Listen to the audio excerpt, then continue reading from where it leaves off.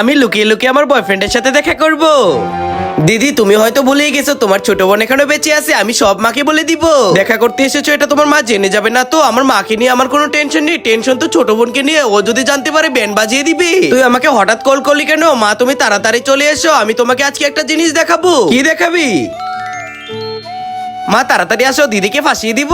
আমার চারদিকে কত কাজ, অথচ আমার ছোট মেয়েটা সবকিছু বুঝেও আমাকেই ডিস্টার্ব করে। মাকে বলেছি আজকে আমার এক্সট্রা ক্লাস আছে, অথচ আমার কোনো এক্সট্রা ক্লাস নেই, আমি আমার বেবির সাথে দেখা করতে এসেছি। মা তাড়াতাড়ি এসে পড়ো না, এত খুশি হয় না, দেখো তোমার বোন কোনো গড়বড় করলো কিনা। ছোট আমাকে এখানে ডেকে কোথায় চলে গেলি? আরে মা তাড়াতাড়ি চলো।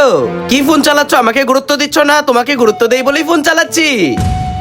এ ফর আন্ডা, বি ফর বুন্ডা। আমি তোমাকে এটা দেখানোর জন্য ডেকে এনেছি আমার বোন কতটা সংস্কারী। দেখ আমার মেয়েকে দেখে শিখ, মলে বসে পড়ালেখা করছে।